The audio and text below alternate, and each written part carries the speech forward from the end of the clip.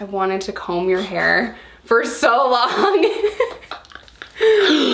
up, you guys? Welcome to today's video. I'm here with TikTok sensation Colin Ray. What's up, guys? How you doing? He just showed up because I said robbery 3 times in a row, and that's just what happens. It's literally, and then a snowstorm hit.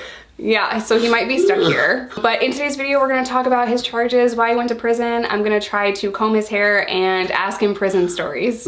If you guys are new, my name is Jess. This is my friend Colin. We both went to prison and now we are living our best life. So without further ado, let's kick this thing off.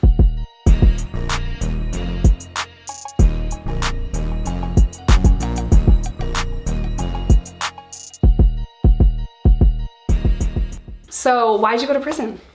I had 5 robbery charges, 3 convictions, as well as a DUI and a simple assault. Those were my prison sentences, minus the DUI was like a county jail, like 3 days to 6 months. Robbery is considered violent. Yes. So why? Why did you start breaking into places? And was it a house? Was it residential? Or was no, it was businesses. So commercial robbery. Yeah. So the first one was a convenience store that I had previously worked at. You know, the smartest place to rob. Your job? Yeah, they were at my house within like 5 minutes. Yeah. But I just had a really good story, so then I wasn't there, so whatever.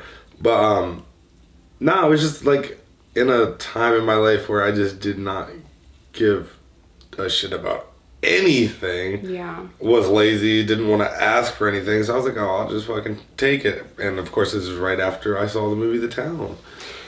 So your robbery charges are because of The Town? But it's a big contributing factor. If I would have seen that, I wouldn't have been like, that's a good idea. They got away with it. I'm not them. Did you watch the end of that movie? Yeah, but they got away. Not only one gets away. Only one needs to get away. So you're gonna be the one? No. Nope. Doesn't work like that. How old were you when you started committing robbery? 18. Yeah, so... Like, barely 18. Yeah, I did a lot of dumb shit when I was 18 too. Yeah, 18's a and 24. and 24. So what was it like being a teenager going to prison? So at first, I was scared as fuck. Going into the county, scared as shit. Like now you think of the county, whatever. But like then I was like, oh my god, like I'm in jail. Like, and then you see it's not what they make it out to be, and it's just like a normal, like you get used to it real quick. And then you go to prison. But before that, you don't realize you're going to prison for as long as you're going. Everybody was like, oh, within your sentencing matrix, you're getting 9 to 23 months. That's going to be your starting minimum, 9 to 23 months. With your gravity score, with your case you have right here, and showing me on the sentencing matrix how much time I should get. I'm like, okay, cool, 9 months. That's not bad. But like for every charge? No, because it happened all in the same like time frame. They were going to run most of it concurrent with each other. Okay. So you thought 9 months? Yeah, I'm like, cool. They gave me a mandatory minimum gun charge. 5 to 10 years, not a day less. Illegal now, but was not illegal then. Made it illegal after I went to jail. So anybody that got that sentence after me got a 2 to 4 while I did 7. The thing that people don't understand is like even though they change laws, they don't make them retroactive. So they weren't going to take a day off your sentence. They weren't going to take any, time off anyone else's sentence. They had already sentenced you. Yep. New people coming in would not fall under that same category. Well, no, for that they did make it retroactive, but only to 2013. Oh, damn. Instead of anything before that. Damn. Yeah. Like, so like barely. Yeah. Or like Colin's staying. Yeah, it was like January 1st, 2013, and I was sentenced for my second like robbery charge because I got most of my charges were all in one county. I had one robbery that was in a different county, but I got sentenced on after, which is why I ended up doing 7 because my sentence wasn't 7 years. My sentence was 2 6 to 12s, but it overlapped by a year because it was in a different county and I was on bail while I was in jail for the other case. Got it. Lots of fun, lots of jail. Lots of jail. Lots of jail. So walk me through day 1, walking into a prison. You go to diagnostics first, and then... Yes. And so in Pennsylvania, the way it used to be, it's not like that anymore because they shut a lot of the old jails down. It was West, Central, and East region. So wherever you were, you would go to either Western, which is in Pittsburgh, Graterford, which is outside of Philly, or you go to Camp Hill. Then from there, after you do classification for however long they deem it, then you would get transferred to your home jail, which would be one of the other 23 prisons in the state. There's a lot of prisons in Pennsylvania. It's weird they call it home jail. Yeah, that's what they call it. They call it your home jail. They'll be like, yeah, oh, you're going to your home jail today. Like, but then even if you would go to Western or Graterford, you would still come to Camp Hill after that. So everybody ends up at Camp Hill. Gotcha. At some point in Blues before they get classified. And once they get classified, they send you wherever. So it's not really, you don't really get your full prison experience until you go to your home jail. So what was it like going to the home jail? So I can't call it that. That sounds so weird. It sounds normal to me. It's not. I left Camp Hill with like 18 people. We dropped some off at Rockview, which is where they do like executions and stuff. And then the rest went to Housedale. And we were in intake maybe 40 minutes. Get our boxes. They call yard out at the same time. So in this jail, it's 2 halves of the jail. The north side and the south side. This is north side and south side. There's 5 blocks over here. There's 3 blocks over here. So these 3 blocks are the yard together, and then F block from this side comes around to the other yard. Okay? So this block would come onto this side of the jail, and then they'd all go to yard. One side at a time. So F block always comes down behind everybody. So I saw this dude go running down the walk. Mind you, we're walking to the block. Walking. Dude goes running, chasing him. I'm like, I'm maybe trying to get the basketball. Jumps, kind of like piggybacks him, stabbed him 17 times, neck and face. And that's I was day like, 1. This is minute 1 on the compound out of where the COs are telling you what to do. This is the first, like, we're following the CO to the block. And I'm just like,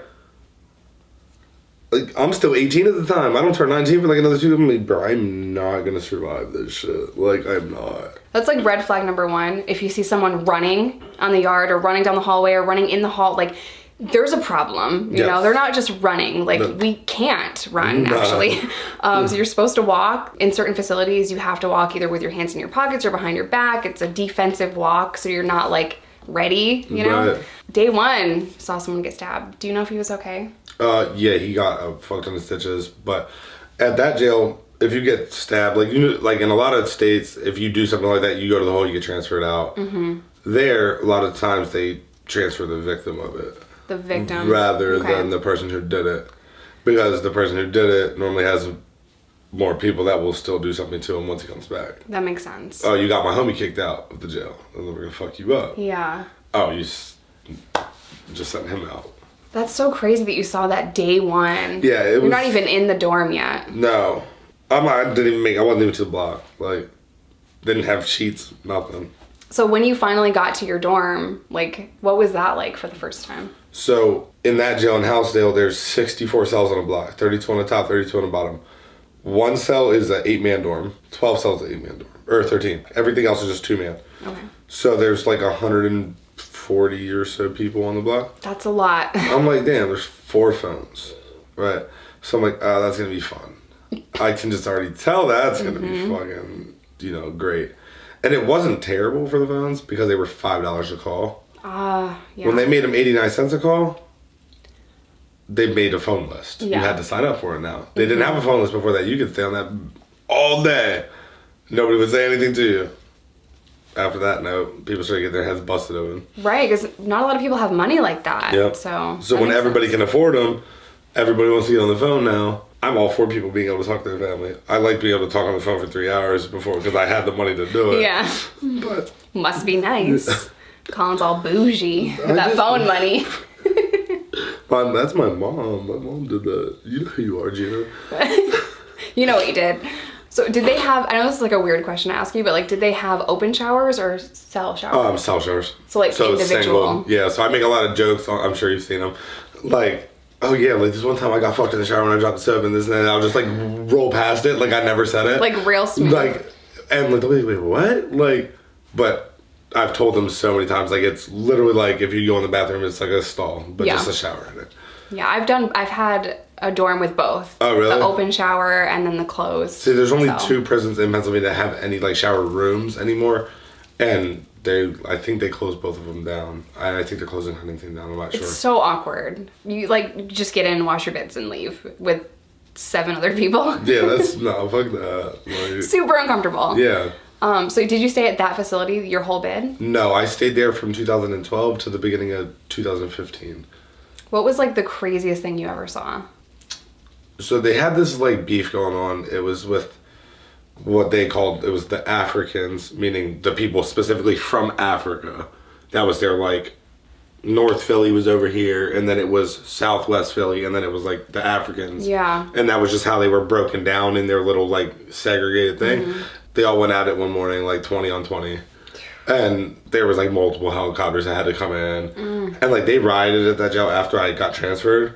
Like, bad, like, snipers on the roof because they beat COs so bad that they thought the COs were dead in the yard and all sorts of stuff. I don't know if, like, you experienced this, but during that riot, even though you weren't at the facility, did you know what was going on? Yeah. Yeah, because, well, one CO that was working in the block of the jail that I was on, and then his wife was the lady that worked the block of the jail that I had just left. And I knew that because he literally said it. I'm like, oh yeah, you da-da-da-da. Oh, I'm watching you. Okay, cool. Like, and now I know who you are. So, hey, did you hear what happened? And I was like, we know what happened. I'm like, oh, we were riding. Like, during it, it's like still ongoing at that time. Sometimes when there are riots in one state, other facilities will get that call and they'll lock us all down. So there are times where, like, even though I'm nowhere near this facility, I still know what's going on, you know, at a prison 100 miles away from us. That's like the Delaware, right? Yeah, inmates get, like, inmates know what's going on in our prison, in your prison. Like, it's crazy how communication gets through, but... They had a real bad riot in Delaware, and they locked us down for it. They killed a sergeant or a lieutenant or something. And then they sent as many Delaware inmates as possible to Pennsylvania prisons on a contract. That's something that they stopped doing right after I came upstate. But they were interstate compacting people to Michigan and Virginia from Pennsylvania prisons because they had so many people booked. What year did you get out of prison? 2019. So you have not been out that long. No, February 28th was 2 years. Wow. So 2 years and 2 weeks. And you've done so well in 2 years. Like, I think I'm doing well. you're killing it. I'm trying. Like, it wasn't easy, but, you know, I'm working forward every day. Was it hard to transition from being in prison for 7 years to hitting the street? Yeah. I still don't really eat like that. Like, she bought me a burrito for lunch. And that was, like, the first thing I ate since, like, well, I ate, like, a tiny bit last night. And then before that, I ate for, like, 2 days. Really? Yeah. Is it because someone isn't yelling chow to you? Yeah. Probably, honestly. Because I don't... Well, not even that. Because I wasn't eating like that, like, in prison. I was eating at night when we, like, would cook. We wouldn't eat throughout the day. Right. And then we would, like, snack. And then we'd eat, like, you know, whatever meal we cooked at night. Which is why you catch me eating at 9 o'clock, 10 o'clock at night and not sleeping. So your schedule is, like, still messed up? Oh, yeah. Yeah, Dang. this schedule's big fucked up. So no breakfast? No, breakfast. People used to ask that because they come in the door and be like, yo, you going to breakfast? Like, get the fuck away from my door, bro. Breakfast you know. in prison is 4 a.m., 5 a.m. Like, it's early. Oh, it's that early for y'all? Yeah. Oh, our line's not open until 6:15 for anything. Our count is 6:15 in the morning. Well. They don't at Smithfield was a smaller jail, so they didn't open anything till 7.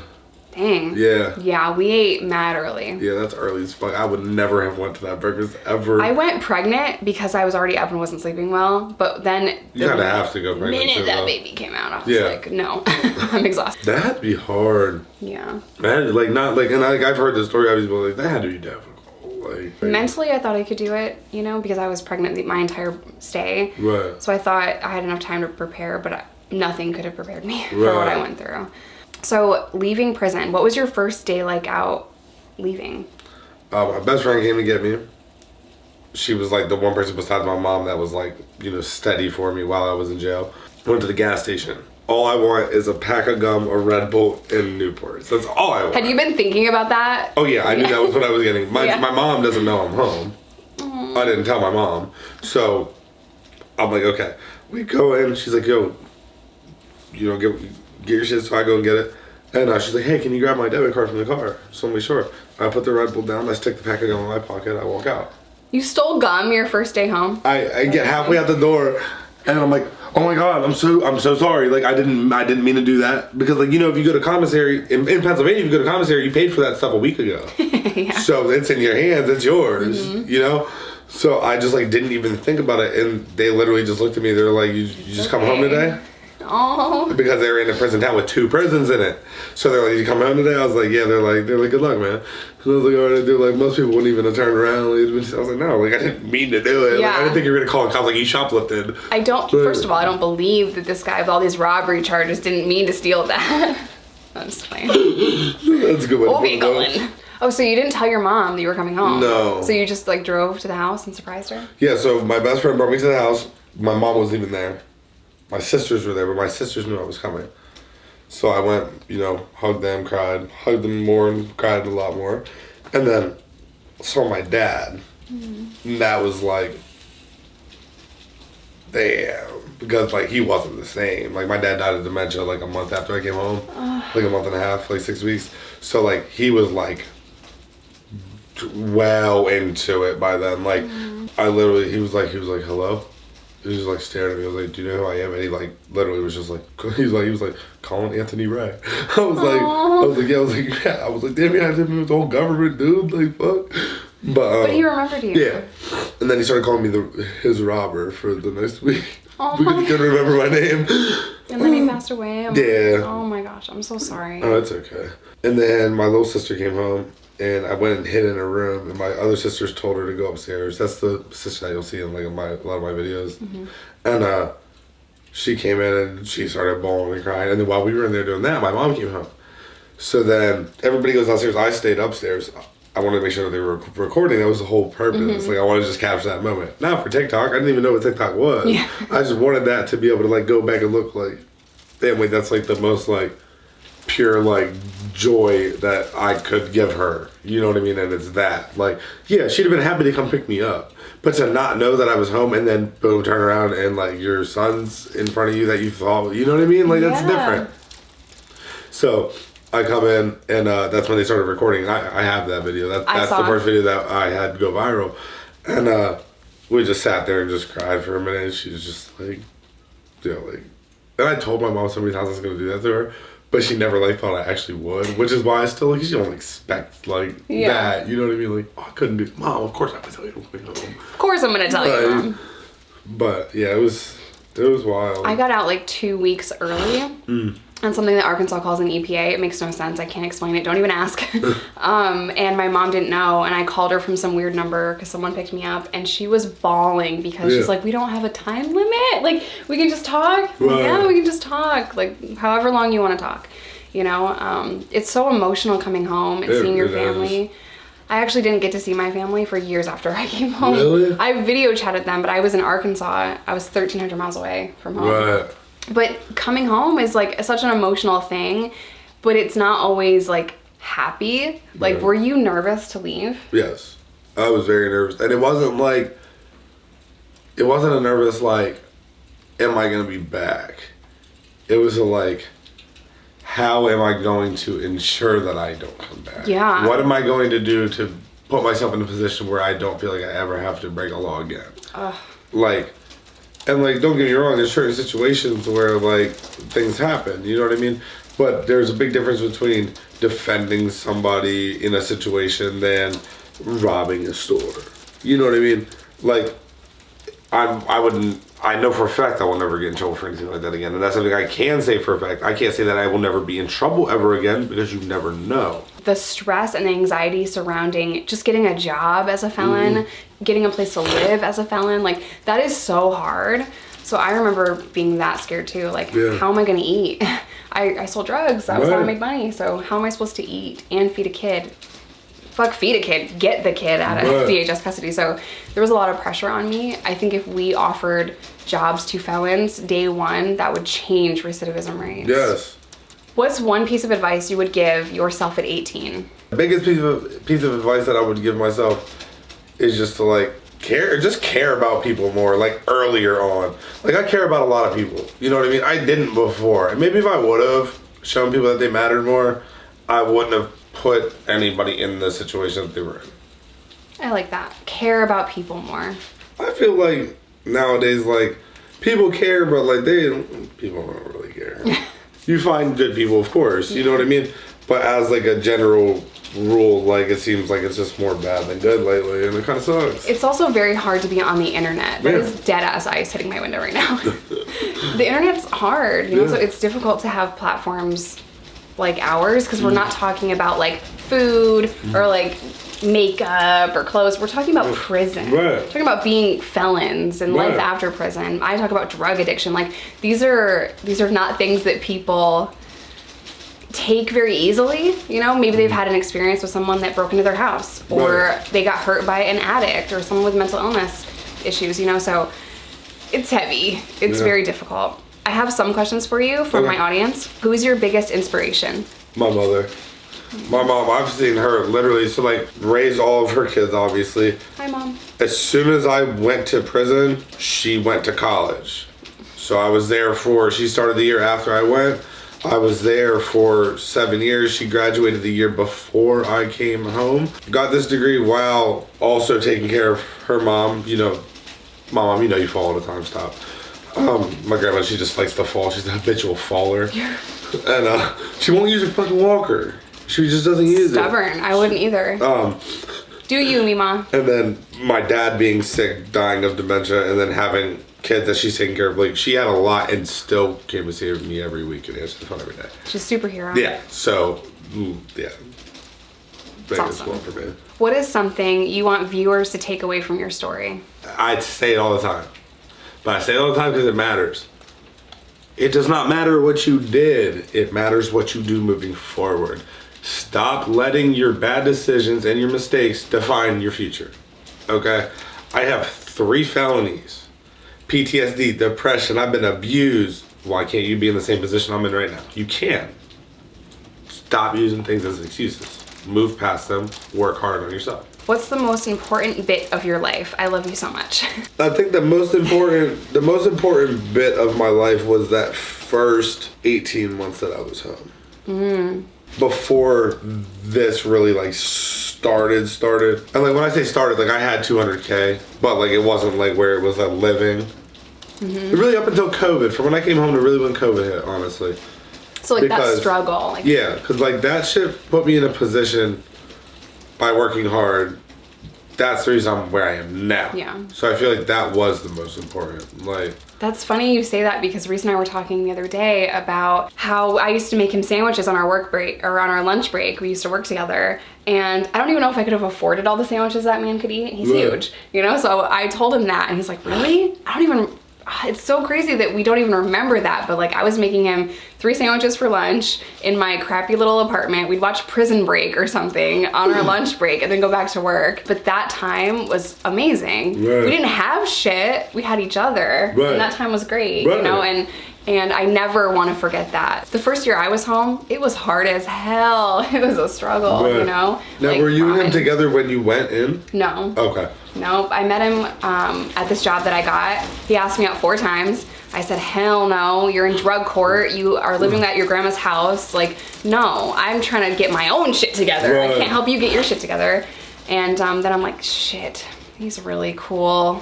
Fuck, I guess you can buy me dinner. Yeah, and that's we've awesome. Been together ever since. That's awesome. If you could go back and change anything about your past, would you? Why or why not? I honestly wouldn't. Me and my best friend were just talking about this literally yesterday or the day before, because it doesn't matter what you change, is going to completely alter everything that you know. Yeah. It doesn't matter if you change one thing, it's going to just be different. And all the stuff that I did, like, the only thing I regret about the stuff that I did is that people were hurt. Not physically, like mentally, you know, being hurt. That's the only thing. I don't regret that I sat there. I don't regret the things I went through.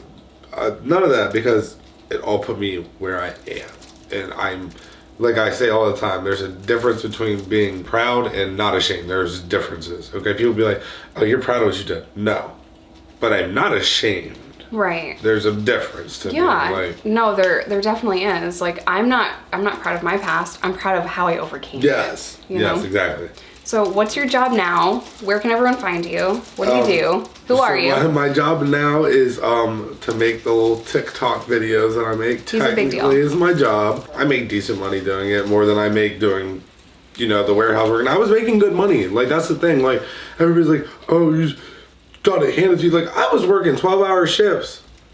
Driving an hour to and from work, that's 14 hours a day. I ain't had time to do nothing. I say it all the time. Everyone loves a come up story. They don't like to help you on the come up. And then But- even when you come up, people are gonna be mad as hell. Yeah, like, bro, like, What do you and want that's from what be me? so funny when people hate. It's like, Like I y'all feel- really are hating for me being a better human. Yeah. Like, I'm just, what?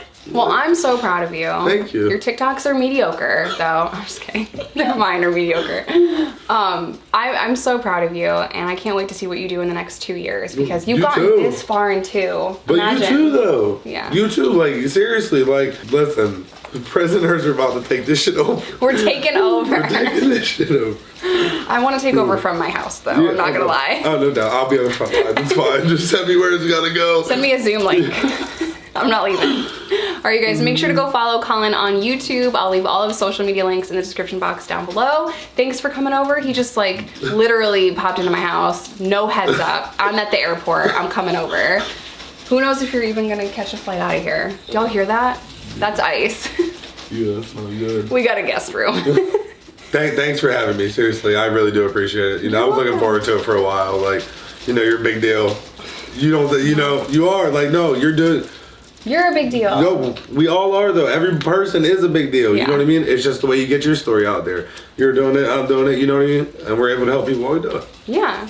All right, guys, thank you so much for watching. I'm gonna link all of Colin's social media stuff in the description box down below. His TikTok, his Instagram, his YouTube, all of that will be down below. Do you have merch? Not yet. I'm We about need to get to work, bro. About to. All right, well, thanks for hanging out with me and No, coming thank over you. during an ice storm. I love you guys. Stay safe, stay sober, whatever that looks like to you. Don't break the law or rob places. And I'll see you in my next one. Okay, let's see what they asked you. Every time I sneeze, like 70 times. I know. You weren't kidding. No, it's not good. Do you know party shirt? Just, TikTokers I'm do sorry. this. All they do is like, do you know this TikToker? Well- The whole time they're here. Hi, Colin. Just here to compliment on how sexy you are. I'm not looking or interested. Just saying hi. Well, thank you. Well, thank you. There's nothing wrong with my hair. What? What? It's not that bad.